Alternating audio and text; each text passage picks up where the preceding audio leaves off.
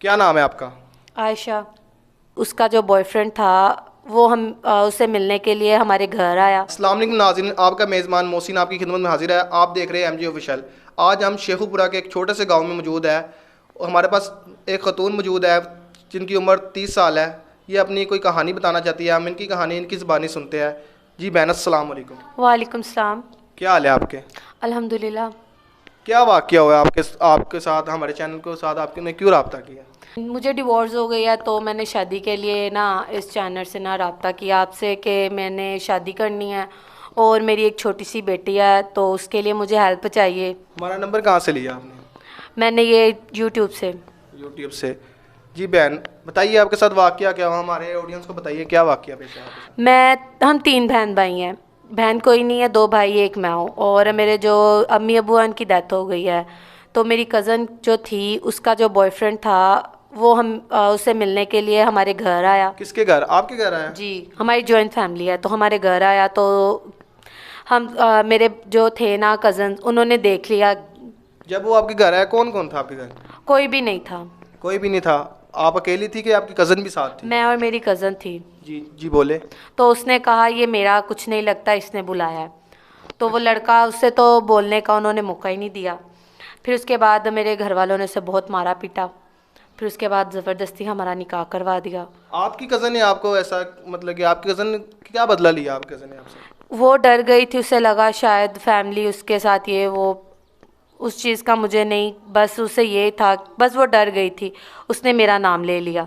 तो मैं तो उस लड़के को जानती तक नहीं थी, मेरे उससे कोई बातचीत नहीं थी, पर फिर भी मेरे जो चाचा ताए थे उन्होंने मेरी ज़बरदस्ती उससे शादी कर दी। अच्छा, फिर क्या हुआ? फिर उसके बाद 1 साल बाद मेरी बेटी हुई। उसके बाद उस लड़के ने मुझे डिवोर्स दे दी बेटी की वजह से और बोला कि तुम्हारे घर वालों ने बहुत पिटाई की, ज़बरदस्ती हमारी शादी हुई है तो मैं इस शादी को नहीं मानता। बस। तो आपके साथ कैसा सलूक करता था वो? उस सलूक क्या, उसने ठीक तरह से मुझे बुलाया नहीं। शादी के बाद जैसे बुलाते हैं, घर वालों से वैसे रब्ता नहीं था। अम्मी अब्बू नहीं थे। जो भाई थे दो, एक भाई हमारा घर से छोटा जो था वो वैसे अम्मी अब्बू की डेथ के बाद घर से ही चला गया। बड़ा भाई जो है वो नशा करता है। नशा करता है। अब आप कहाँ रहती है? अब मैं किराए पे रहती हूँ। कोई जान पहचान नहीं है मेरी किसी लोगों से। बस यही है कि मुझे कहीं से बहुत ज़्यादा किराया है मेरा, बहुत जुड़ा हुआ है, तो मैं चाहती हूँ कोई मुझे इतने मेरी हेल्प कर दे कि मेरा ये किराया ख़त्म हो जाए। नहीं, वो तो हम कर देंगे आपकी हेल्प, लेकिन मतलब कि अब आप क्या चाहती है? आगे क्या करने का सोचा है आपने?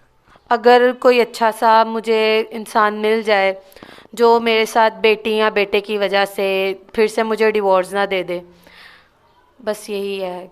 तो आप रिश्तेदार आपसे नहीं मिलते? कोई भी रिश्तेदार ने आपसे रब्ता नहीं किया? उन्होंने उसी दिन ही ख़त्म कर दिया, जिस दिन ज़बरदस्ती निकाह किया उसी दिन ख़त्म कर दिया। रब्ता ख़त्म कर दिया, फिर साल तक आप उनके पास रहती रही।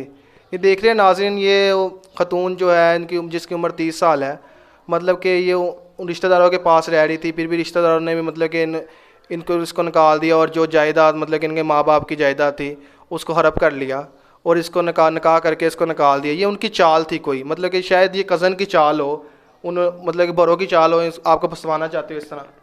जी, उसके बाद मुतालबा किया उन्होंने कि घर हमने बेचना, मेरे तक खबर आई, पर उन्होंने मुझसे नहीं पूछा कि आपका हिस्सा आपको दें ना दें। उन्होंने बोला नहीं, जब इसके माँ बाप ही नहीं रहे तो बच्चे हमारे कुछ नहीं लगते। माँ बाप से रिश्ता होता है, माँ बाप ही नहीं है तो ये हमारी कुछ नहीं लगती। अगर हमारे चैनल से आपको अच्छा रिश्ता मिल जाए तो कर लेगी आप? जी बिल्कुल।